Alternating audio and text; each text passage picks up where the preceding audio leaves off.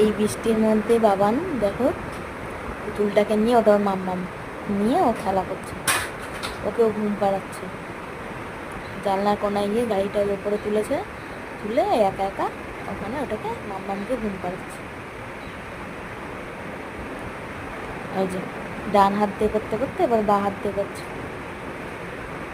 নিজে ঘুমোতে পারে না এখনো, ও আবার পুতুলটাকে ঘুম পাড়াচ্ছে, দেখছো।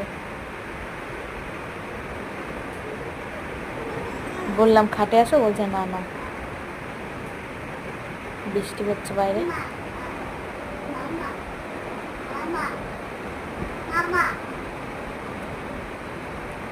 ওই যে নিচে রেখে দিল, আবার করে নিয়ে নিল। কে ওটা? কে কে?